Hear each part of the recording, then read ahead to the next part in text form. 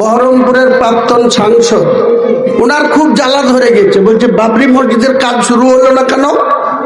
আর একজন মুনাফেক, নওদায় বাড়ি, সে কলকাতায় থাকে, সে আবার কালকে মিডিয়াকে বলেছে হুমায়ুন কবিরকে হিসাব দিতে হবে বাবরি মসজিদের টাকা কোথায় গেল।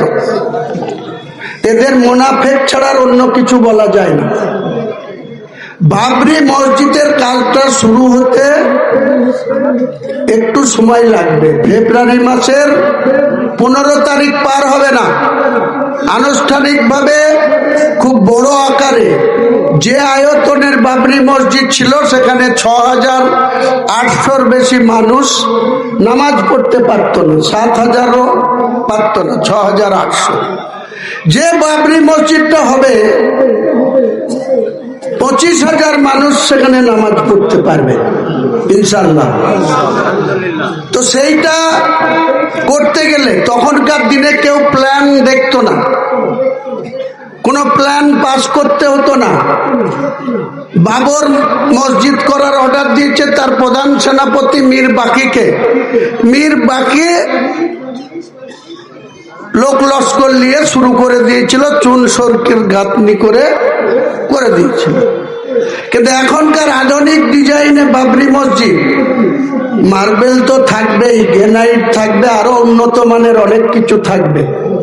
আমাকে একজন বলেছেন যে বাবরি মসজিদ যেখানে হবে কমপ্লিট, তখন মেন গেটের যে চওড়াই বাবরি মসজিদ লেখা থাকবে, ওটা পুরো সোনা দিয়ে আমি লিখে দেবো। উনি ওয়াদা করেছেন, আমি বললাম ঠিক আছে ইনশাল্লাহ নিশ্চয় করে দেবেন। তেমনি আরো ভেতরে কিছু সোনা দিয়েও অনেক ডিজাইন বা অনেক গম্বুজ বিভিন্ন রকম। বাবরি মসজিদের যে মেন মিনার, যে হাইট ছিল তার থেকে 65 ফুট হাইট বেশি হবে। আর দুটো মিনার যেটা ছিল তার থেকেও দুটোও 30 ফুট করে হাইট বেশি হবে। আর চাতাল, বললাম তো চাতাল সহ 7000 লোক নামাজ পড়তো, এটাতে 25,000 লোক নামাজ পড়বে ইনশাল্লাহ। তো দেরিটা একটু শুরু হবে, আপনাদের কিউরিওসিটি থাকাটা স্বাভাবিক। অনেক মানুষ যারা দিচ্ছে তাদেরও তাড়াতাড়ি হোক, কিন্তু যে সরকারটা আছে আর যারা আসবার চেষ্টা করছে, দুটোই কিন্তু বাবরির মসজিদ বিরোধী, এটা কিন্তু মনে রাখবেন। এই হুমায়ুন কবিরকে তৃণমূল থেকে সাসপেন্ড করেছে কারা? বর্তমান সরকার। কিসের জন্য?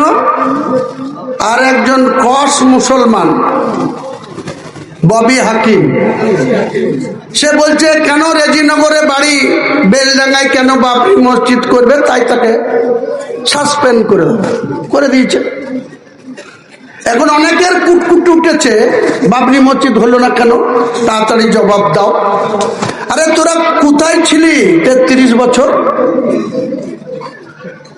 কারো হিম্মত ছিল এইভাবে দাঁড়িয়ে বলা যে আমি বাবরি মসজিদ করব? হুমায়ুন কবির বলেছে, আল্লাহ এখনো তার মুখ দিয়ে শুনিয়েছে, নিশ্চয়ই মুসলমানদের যা দোয়া, যা সাপোর্ট করবো ইনশাল্লাহ। তা তোদের এত বাতি ব্যস্ত কিরে, কি কারণে তুই কাদের লেজুড়বৃত্তি করতে চাচ্ছিস? আর অধীর তুই কি নামাজ পড়বি নাকি আগামী দিনে? তোর আবার এত তোর জোর বাবরি মসজিদ হচ্ছে না কেন, তার জবাব দিতে হবে তোকে। তুই তো বেলডাঙ্গার লোককে বোকা বানাস, সরুলিয়া, জলিলিয়া, আরো মাদ্রাসায় সারগাতিতে দাঁড়িয়ে দাঁড়িয়ে পেন্টল থেকে মুতে এসে এখানে আবার কোরআনের আয়াত পড়িস। তুই না মুখ হারাম, তুই আবার কেন বলবি বাবরি মসজিদ তাড়াতাড়ি হোক? তোর কি স্বার্থ রে? তুই বাবরি মসজিদের মর্যাদা কি বুঝিস?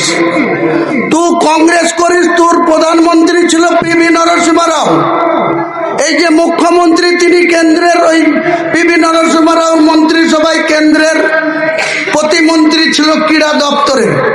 তখন তোরা কথা বলেছিলি? তুই তো ছিলিস না, তোর কোনো অস্তিত্ব ছিল না অধীর। 92 সালে, 99-এ তুই এমপি হয়েছিস। তাই মমতা ব্যানার্জি তো ছিল, তুমি বিরোধিতা করেছিল।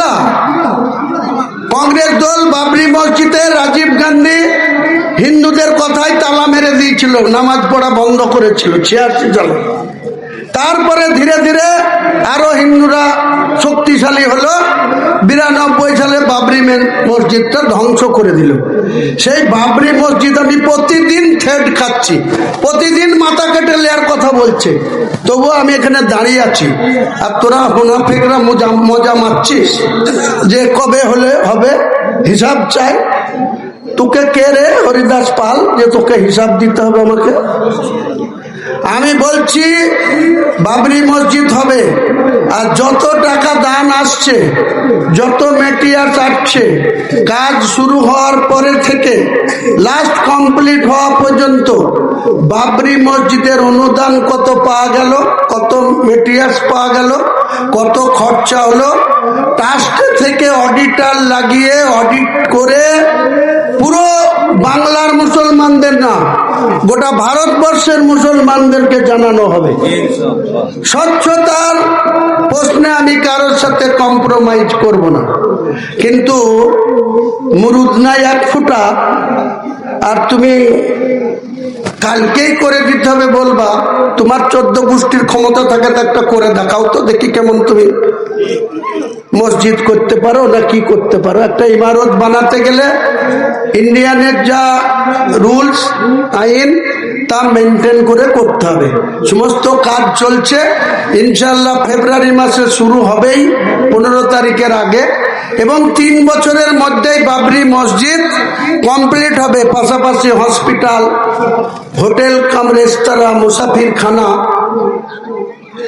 তারপরে একটা ইউনিভার্সিটি। এই মমতা ব্যানার্জিকে একটা ইউনিভার্সিটি চাওয়া হয়েছিল সিরাজদৌল্লার নামকরণে। আজও পর্যন্ত 7 বছর ধরে একটা ইউনিভার্সিটি চালু রেখেছে।